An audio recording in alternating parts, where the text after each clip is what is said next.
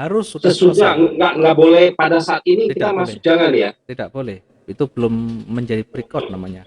Harus selesai. Nah,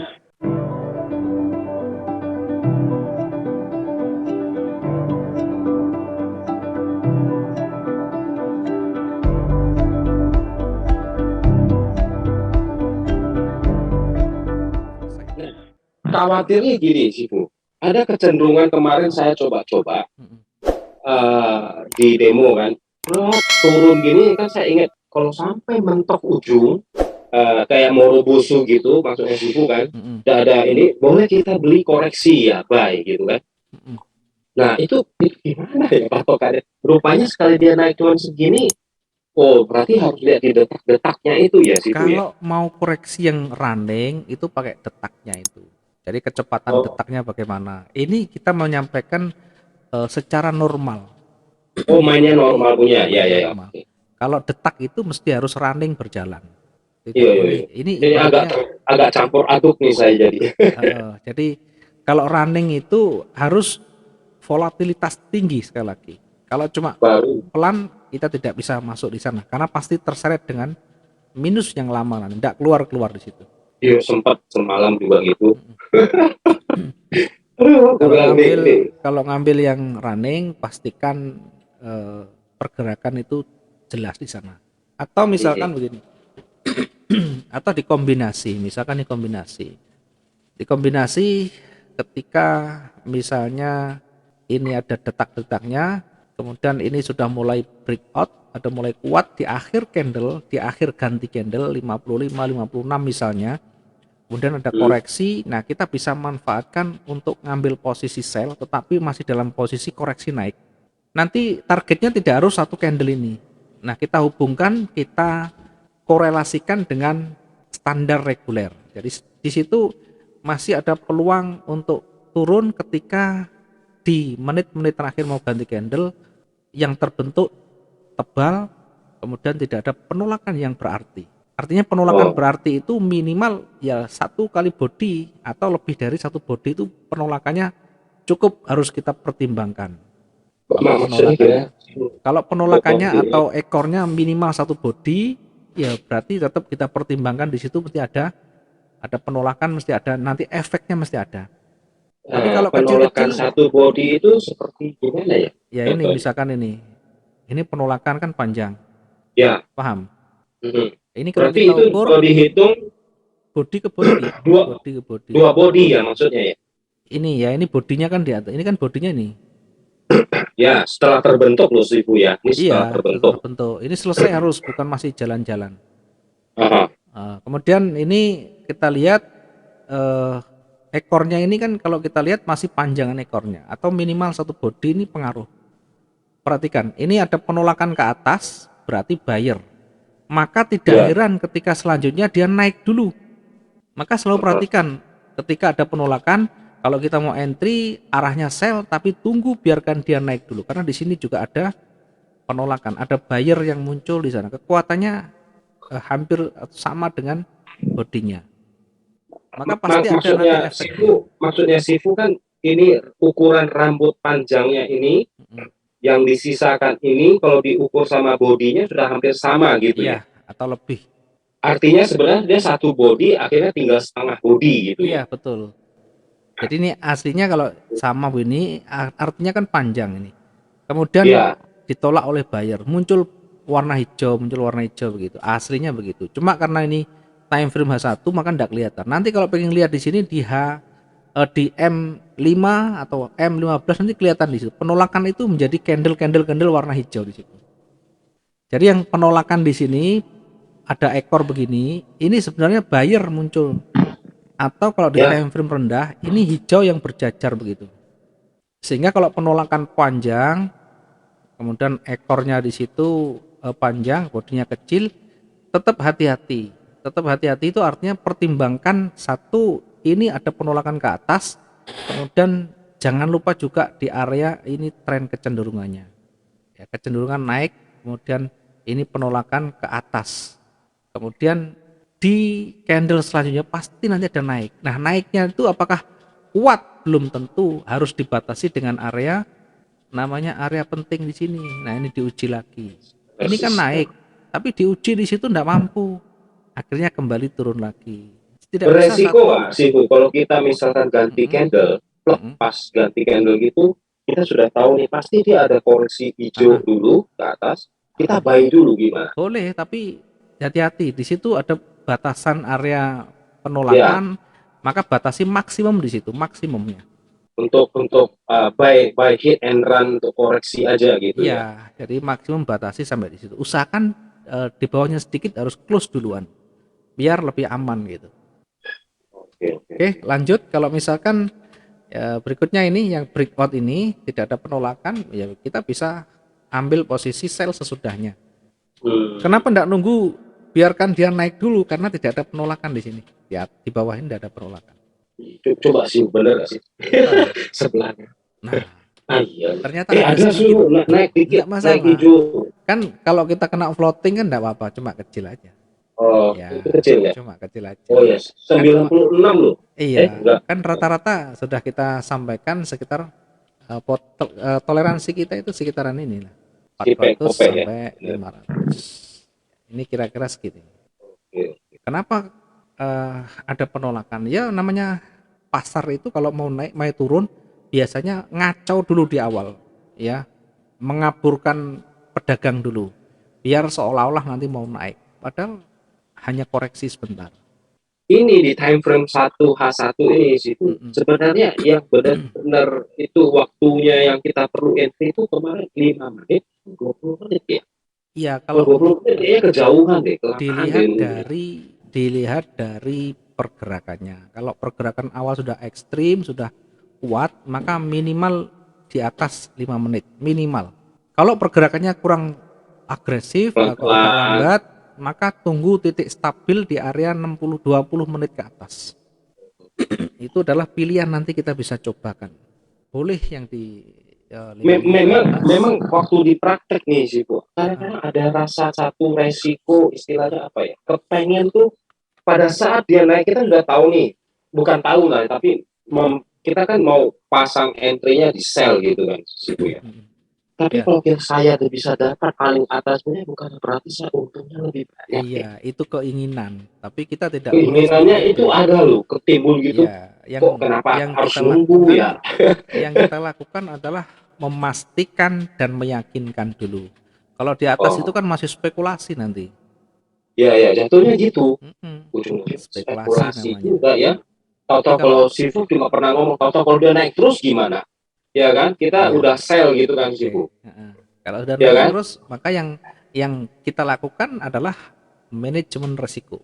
Tidak ada yang fix, tidak ada yang pasti, dan tidak ada yang mutlak yang bisa kita lakukan. Maka Hmm. manajemen risiko harus kita terapkan. Saya sendiri sama pun. Saya pun sama. Ada kalanya sudah kita analisa kuat, ternyata berbalik. Ya tidak masalah. Tanggung sudah masuk, ya harus keluar dengan selamat begitu. Kalaupun misalkan pertama harus dikorbankan tidak masalah. Kita ibaratnya mundur satu langkah untuk maju 10 langkah begitu. Bukan ditunggu. Kalau minus sudah ditunggu, minus ditunggu. Biasanya kan begitu, eman gitu Pak. Oh ini yakin masih turun, masih yakin masih turun. Padahal pergerakan berbaliknya cukup banyak. Ini membahayakan ketahanan. Ya kalau cuma lot gurem ya tidak masalah Pak. Lot gurem itu ketahanan tinggi 0,1 misalkan, modalnya 10.000 ya tidak masalah. Hmm. Itu maksud saya begitu. Jadi yang namanya bagi saya kalau lot gurem itu yang ketahanannya besar. Lot besar itu saya ukur bukan dari angka, Pak, dari ketahanan. Jadi begini, untuk mengukur itu bukan dari angka sebenarnya, dari ketahanan. Biar paham, biar nanti eh, minimal ada gambaran. Namanya lot besar itu bukan angkanya saja. Lot besar, lot kecil. Nah, yang bisa kita sampaikan lot besar, lot kecil ini adalah dari ketahanan. Bukan dari modalnya, bukan dari lotnya, tapi ketahanan. Nah, Nah, lot besar ini misalkan lot 0,1 besar apa kecil?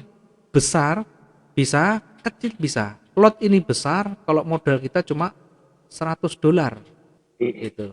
relatif jadi. Iya, relatif. Jadi yang mempengaruhi adalah ketahanan di sini. Sekarang 0,1 ketahanannya berapa kalau cuma eh, dari 100 ini ya? 100 modalnya lot 0,1, ketahanan kita hanya 1000 pip.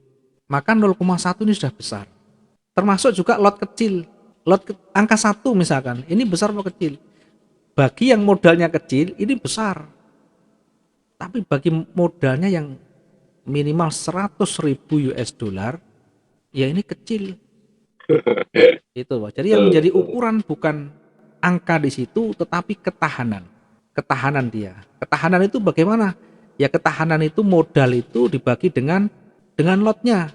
Berarti kalau 100.000 US, lotnya 1, ketahanannya 100.000. Ini kalau kita bermain dengan teknik yang betul, 1 hari tidak mungkin habis. Meskipun lotnya angka 1, meskipun masuk di emas, termasuk di modal yang 1000 misalkan, modal 1000 dolar. Lot yang kita gunakan 0,1. Lot yang kita gunakan 0,1. Ini 1 hari pun sama. Ya, contohnya misalkan begini. Ini lot 0,1 berarti ketahanan kita adalah 10.000. Nah, termasuk walaupun 0,1 ini beresiko, masih beresiko. Maka besar kecil itu dilihat dari ketahanan kita. Kalau ketahanan kita di atas 100.000, ya termasuk fine-fine aja, tidak masalah. Maksud kita naik turun ada koreksi tidak masalah. Ya kalau yang saya lakukan terus terang high risk namanya. Iya, ngeri itu. High risk itu beresiko tinggi. Maka sebenarnya lot 0,5 ini sudah besar. Lot 0,5 sudah besar. Apalagi menggunakan angka 2. Bisa dibayangkan ini. Iya. Ini banyak orang Saya nih, Sifu. ya. Saya coba semalam dengan demo 10.000. Itu saya pakai 0,5. Saya mau coba kalau tidak salah 3 kali masuk itu ditolak loh Sifu. Karena salah. Kenapa ya kok bisa gitu? Karena salah di dalam menentukan leverage-nya. Yang kedua, pasangan yang dipakai. Yang ketiga, broker yang dipakai. Karena semua broker punya ketentuan sendiri, Pak. Begitu ya? Iya. Saya bingung itu. Baru 3 kali 0,5 berarti kan cuma 1,5 kalau Maka kita coba jumlahin. nanti, kalau kita nyoba nanti pakai leverage 1/100. Diingat jangan terlalu tinggi, 1/100. Cek dulu leverage kita. Kemudian pasangan yang kita pakai apa? Kalau misalkan di XAU ya, ini masih bisa. Kalau 0,5 bahkan 3 kali masih bisa. Tetapi kembali lagi ke brokernya lagi, Pak. Broker itu punya aturan main sendiri. Jadi tidak sama persis. Maka pelajari di situ brokernya. Memilih broker itu ya gampang-gampang susah. Kita harus banyak pengalaman di sana. Referensi apa yang bisa kita dapat di situ. Ada banyak teman yang menggunakan, tanya panjang lebar di situ yang sudah banyak pengalaman, plus minusnya tanya di situ. Kalau Sifu pakai apa? Kalau saya pakai ini dulu. Ada yang pakai namanya Okta juga ada, cuma enggak jarang saya jalankan. Kadangkala kemudian ada FX Open juga kita pakai. Tapi yang banyak sering pakai ini. Nah, dari pengalaman panjang di situ saya menggunakan leverage 1/100, ada 1/200. Kemudian modalnya juga tidak terlalu banyak. Modalnya paling sekitar 3.500. Ini bahkan lot 2 masih bisa. Saya tambah 1,25 masih bisa asalkan floatingnya tidak panjang. Floatingnya tidak panjang. Maka yang selalu saya perhatikan adalah berapa minus atau resiko yang sedang running saat itu. Berapa persentasenya. Saya selalu membatasi kurang lebih ya maksimum 25% maksimum. Ya, jarang-jarang yang lebih di sana. Ini kalau kita terbiasa nanti akan lebih enak. Tapi kembali lagi kalau masing-masing broker punya aturan, punya ketentuan yang bisa saja nanti membatasi pemakaian dan penggunaannya. Yang jelas yang pasti yang kita pakai bisa. Seperti yang mungkin dilihat kemarin di video, saya bisa 2 kali, bahkan saya bisa 3 kali 1,25, 1,25, 1,25. 3 kali berjajar masih bisa. Kalaupun tidak bisa pasti nanti ada dana tidak mencukupi, ya begitu, pasti begitu sudah. Tapi sudah kita ukur semuanya, floatingnya berapa, floating berapa, kemudian minusnya totalnya berapa persen, nanti masih ketemu, saya masih mampu untuk entry di sana, gitu. Jadi banyak yang mempengaruhi Pak. Jadi bukan karena salah, tapi memang ada banyak aturan main dari broker yang bisa Brokernya ya. Oh, berbeda-beda gitu. iya Terkadang nggak iya, bisa oke. emang 0,5, 0,3 kali saja kadang nggak bisa emang. Iya, nggak bisa aku, bingung Hmm. saya. Duh, kok nggak mau ya? Nah, bisa juga Tapi kan, dengan leverage-nya. Kan jenengan nggak terlalu perhatikan di situ. Buat demo iya, itu leverage-nya harus perhatikan. Buat 100 saja. Kalau ada satu paling makin kecil makin bagus, 50 bagus. malah Tapi makin kecil makin bagus. di broker itu tidak selalu menyediakan yang angka kecil begini. Ada yang menyediakan paling kecil 500. Nah, gini. 500 satu Ah, berbanding 500. Ada yang begitu. Maka ah, ah. pilihlah, tergantung pilihan itu ada di masing-masing trader. Mana yang suka, mana cenderung. Kalau suka ini, suka itu ya silakan. Tidak ada larangan karena semuanya yang terpenting bisa profit dan konsisten itu aja. Intinya di situ. Broker adalah pilihan sebagai ibaratnya mitra kerja kita, mana yang kita anggap menguntungkan dan lebih nyaman pakai di situ. Karena semua broker punya plus dan minusnya, pasti sudah. Ya, itu adalah gambaran kalau kita mau memilih nanti. Kemudian tadi yang kedua tadi terkait dengan area pentingnya. Area pentingnya ada support resisten, ada area koreksinya. Yang ketiga Adjustment. tentu triggernya yang nanti kita jadikan sebagai dasar terakhirnya. Nah, trigger ini apa? Bisa koreksi, bisa rejeksi yang banyak, bisa pergantian warna, bisa dari breakout. Termasuk di jalan adalah pola candle. Ya, ini adalah trigger yang terakhir kita. Nah, saya menggunakan biasa yang saya gunakan adalah koreksi, rejeksi, koreksi, rejeksi. Nah, saya jarang menggunakan yang namanya breakout, saya jarang menggunakan yang namanya pola candle, ya termasuk pergantian warna. Karena yang saya lakukan satu candle itu kita bisa memanfaatkan koreksinya. Karena tipenya Sifu kan mainnya Iya, tipenya di situ. sniper sudah. Saya mengambil lot yang saya perbesar, kemudian pip yang saya perkecil. Artinya Hmm. tujuan yang saya capai, saya turunkan pipnya, kemudian lotnya saya perbesar. Nah, teman-teman yang secara umum biasanya lotnya diperkecil, tapi pipnya diperbesar. Ya monggo silahkan. Misalkan lotnya 0,1, targetnya 300 pip, ya enggak masalah. Tetapi bagi Ini saya lama ini, pencapaian lama. yang terlalu ini membutuhkan waktu yang lumayan lama. Terus terang saya pengalaman panjang model-model seperti ini, dari pagi ketemu pagi, dari pagi ketemu sore sudah kita lakukan semuanya. Yang cocok dengan karakter saya hanya dengan bermain dengan running begitu. Sudah jangan ini tidak usah dibantah karena banyak netizen di sana yang membantah ini. Oh, gaya main seperti ini berpotensi hancur. Ya memang. Ya siapa yang saya suruh seperti ini? Saya juga tidak rekomendasikan seperti ini. Tapi Hmm. jangan Belum salahkan dan tentu semua bisa. jangan berpikir enggak seperti itu enggak bisa bertahan lama. Kita memang sudah terbiasa dan hari-hari begitu. Dan profitnya ya bagi saya luar biasa karena sudah lama mencicipi gurihnya profit dengan model-model seperti itu dan sampai sekarang masih bertahan dan banyak sekali eh, penambahan aset yang kita dapatkan di sana. Itu saja. Kalau yang lain mau nyinyir seperti itu yang tidak bisa itu namanya gambling berpotensi tinggi, ya silakan. Pengalaman orang itu berbeda. Tidak bisa dijelaskan kalau tidak tahu sendiri begitu, Pak. Jadi kalau misalkan suka ya silakan lakukan, tidak suka cari yang nyaman. Yang nyaman itu ya yang Artinya, reguler gitu. iya Sifu, artinya saya harus coba segala sesuatu ini ya, Betul. triggernya. Di awal itu harus mencoba semuanya. Nanti cari titik yang kira-kira pas dengan karakter kita. Boleh dengan koreksi, dengan rejeksi, dengan pergantian warna, dengan breakout, dengan pola candle. Banyak cara. Nah, sekarang saya coba untuk bahas bagaimana memanfaatkan dari trigger ini. Contoh kalau kita bermain dengan pergantian warna misalkan. Nah, apa yang bisa kita lakukan? Nah, kalau terjadi pergantian warna, maka tetap perhatikan namanya tren, kemudian area pentingnya, baru pergantian warna. Gitu. Contoh ya begini.